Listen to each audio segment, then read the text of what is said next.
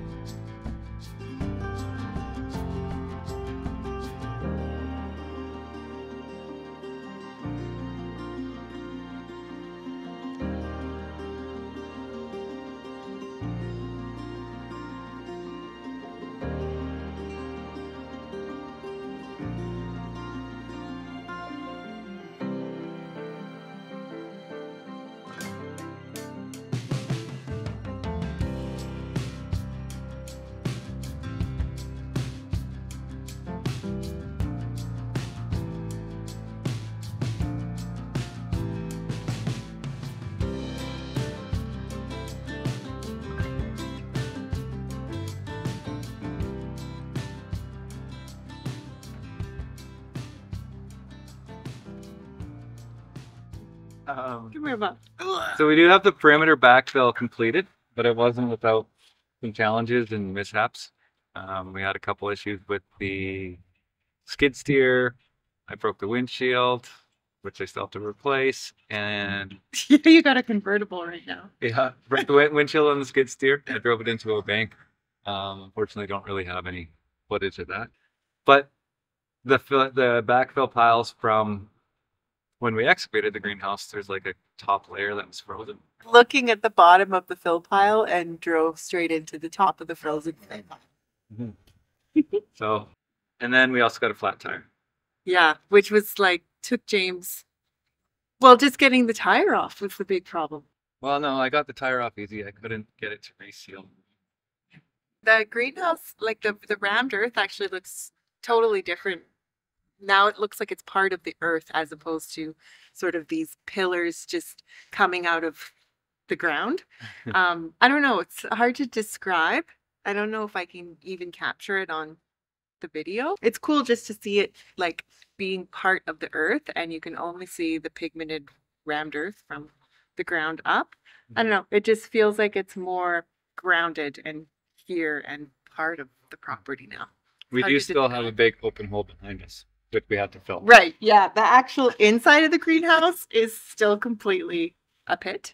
Yeah. And it filled up with snow and melted, and James had to pump that again, which multiple times. the whole thing before. But I do have fill coming for the base layer for the climate battery Monday. Yeah.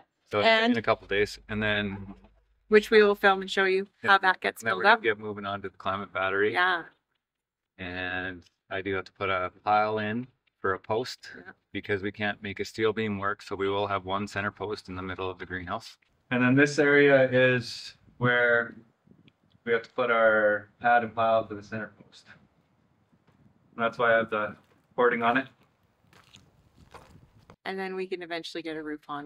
Once we get the first bit of fill in for on the inside, like the base layer, we can do the water lines for all the hose bips.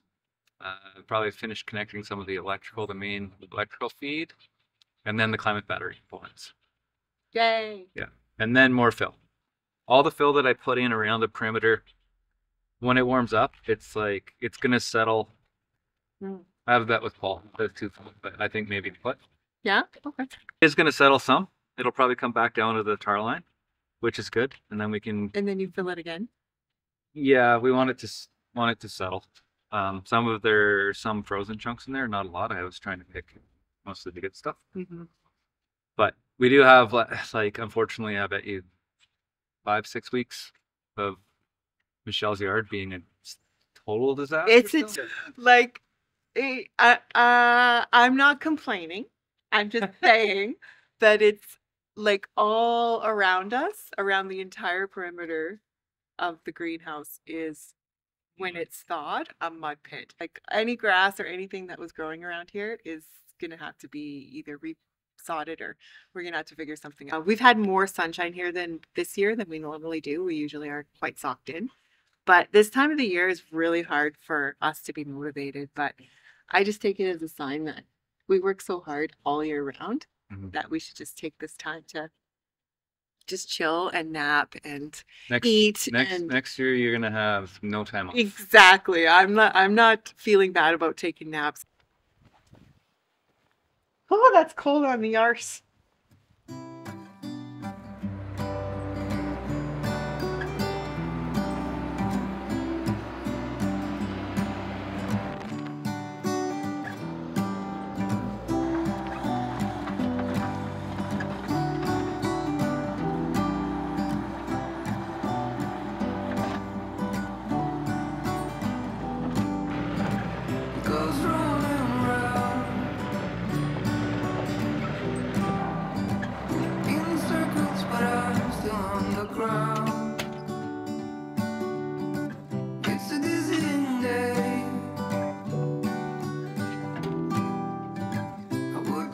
So we have dry dirt under the frozen dirt. Cool, right? Yeah. I can put the hoarding tarp on top and then the heater in here overnight. So I'll go for a little bit more tonight, and that should help bust up or thaw out a little bit more overnight, which will be good. Oh no, you got splatter on your lens. Oh no. Yeah, if I set up a couple tarps, it'll help melt all this. It is cool. It's nice to not have it frozen, but might as well run the heater some more so it is working. As long as I can get through that first layer and get into the piles, we'll be good. Same as like I did with the pile of rocks. Just got the little diesel heater. It's running in hoarded tarps and helping getting this. This is all frozen, hey? Top part. This pile is big. It goes back like over 20 feet this way. It's from when we excavated the greenhouse. Yeah. And we still have 4 days of warm weather. So I'm pretty sure in the next 4 days, we'll be able to get this all backfilled. And hopefully it melts inside, because we do have to do a post, according to our engineer, which I told you. Inside the middle of the greenhouse. Yeah. As you can see, we've got a bunch of the backfill in. But that bank back there, I drove into it with the skid steer and broke the window. But yeah, I'm getting the backfill done. Feels really nice to have that done, other than the fact that it's really muddy. One more step in the process. So we also got a flat tire on the skid steer, which I'm gonna have to do an old farmer's trick. You got to put a strap on there, but it's too full of mud, so I got to pop this tire off and clean out all the mud that's in and around the bead, and hopefully I can get it to reseal. I think it's just a slow leak. I'm not exactly sure what happened, so we'll check it for nails too.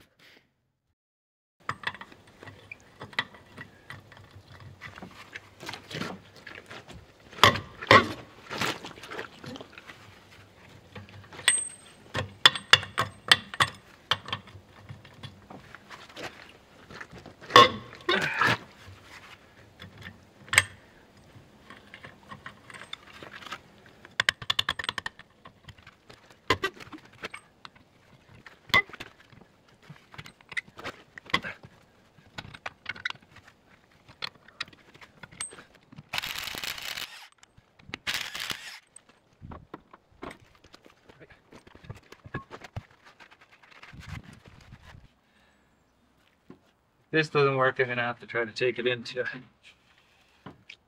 buddy there.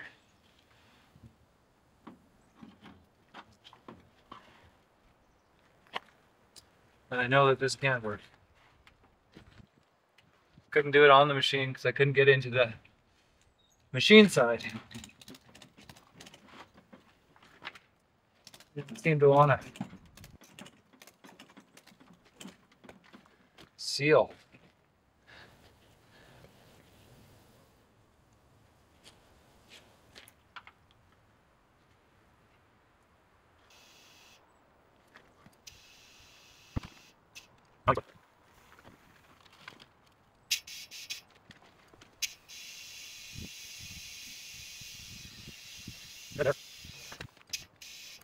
So after spending about 4 hours getting the bead back on this yesterday with the old farmer's trick, it did work. However, there's appears to be a puncture in the sidewall on the inside. I managed to find some tires, which I'll grab some spare tires on Facebook Marketplace. So I'll grab those. Hopefully, it is a rim off a case. There's one tire, so let me go backwards here. We have 5 tires, one's on a rim, and the rim was from a case skid steer. Looks like it's an 8-bolt, so hopefully it works, and then we can get back at it. And then I've got extra tires, which I can replace this one with, but I'd like to get the backfill actually finished today. So let's get this changed and see if the other one fits. Hopefully. With any luck. It was only $150, which is a super good deal. And it's a Sunday, and there's no tire stores open. So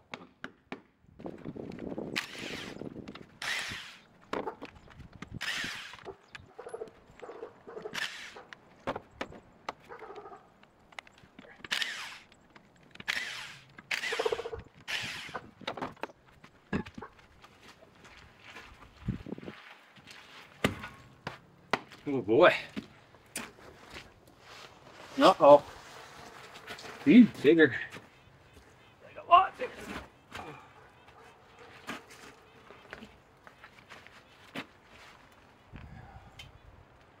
I can't even read what they are. But it might work for now. Then maybe.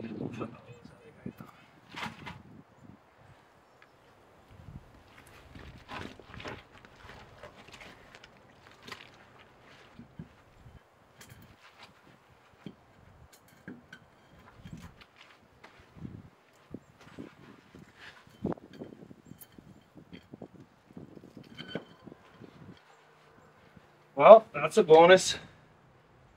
Definitely a different size tire. But hey, we're going to be in business here, I think. There's going to be any harm in having a Franken skid steer for a day or so. I think we're good. Still got to do the windshield too. Been having quite the time here. Wrecking everything. Good news though. Just gonna sit a little fun. It is different size, yeah. That tire is definitely bigger, and it has a different offset. So definitely not. Yeah, there we go. That's lined. Regular tires. This one, not so much. But we got 4 wheels, and we're going to be able to do some more backfill before it freezes.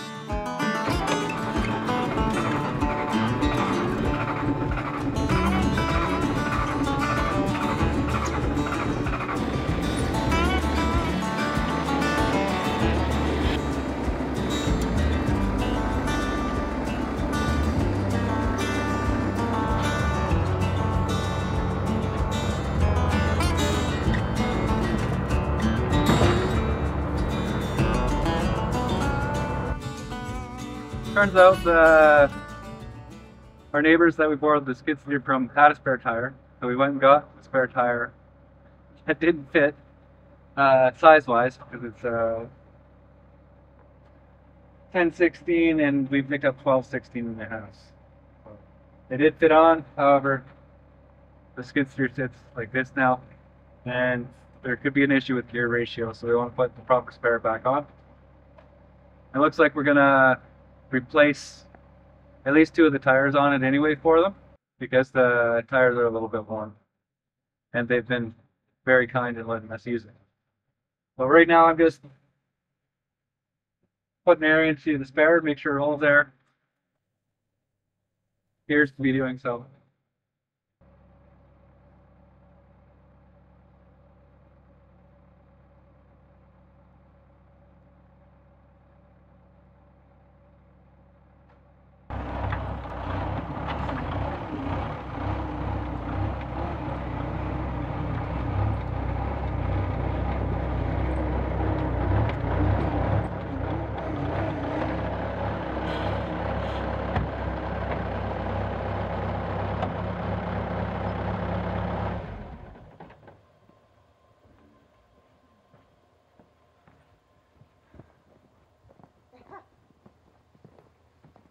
So the good thing about the front tire being the one is that we don't need a jack. I was just gonna say, it's riding a little rough. Did you guys see that? It was like go go go go go. Well, it's bouncy and the ground's frozen. Lefty loosey, righty tighty.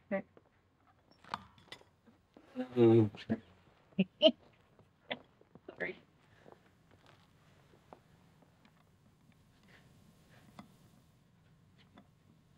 So this way. Nope, down.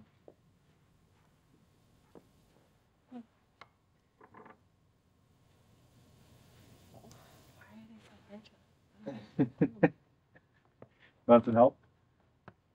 Shouldn't be that tight. But you're so dainty.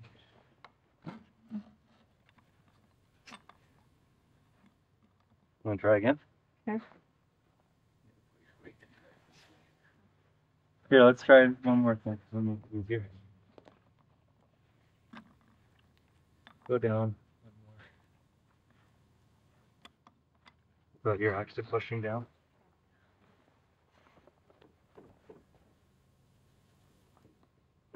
Why can't I do it? I'm gonna hurt myself. Don't hurt yourself. That one's super tight. It's also the angle of this. Yeah. Here, we can try the impact, because I put it on with the impact. Might make it easier. Oh, you have a power tool for this?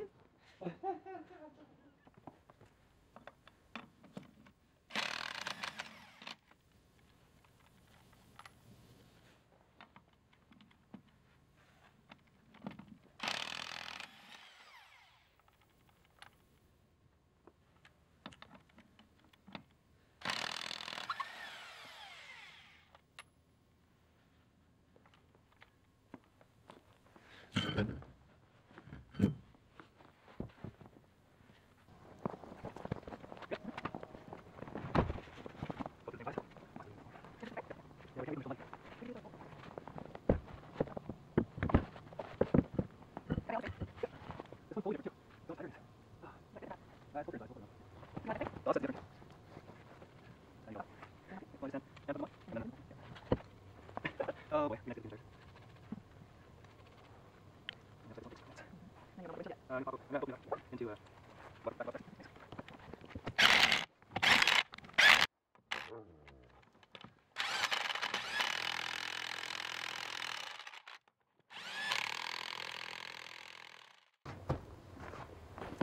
Looks like. yeah. We gave My hands are freezing. we gave the serial number of the machine, so it should.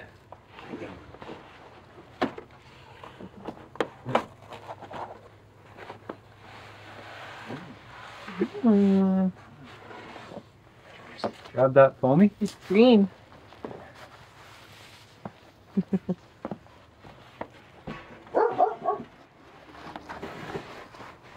Yeah, I think it's going to be easier to just take the weather stripping, put the weather stripping on, and then put it in.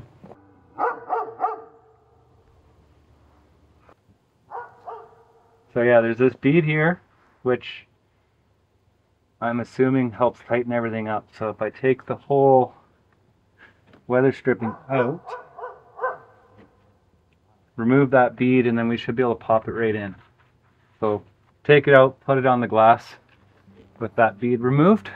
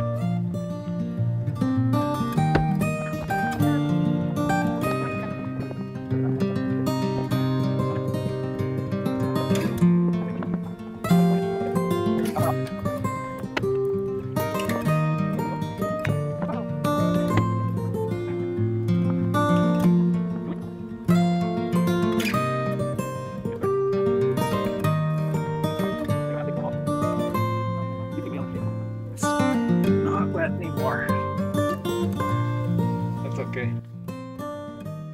All right, so turns out trying to put the glass in with the door on was a bad idea. There's a whole series of seals that you have to pop out. Pretty interesting rubber seal as a whole. But we did get it in, and there's a bead inside, but it was a lot more time consuming than I anticipated. And I definitely will try not to break another your glass. So stuck to on the washer because there's a part on it I can't get apart, but I'll check with the owner, see if he can give me a hand. He's a little bit more mechanically inclined, but at least got the glass replaced, spare tire on, and no sand today. Hopefully tomorrow we'll have sand and we can start doing some backfill inside and get started on our climate battery.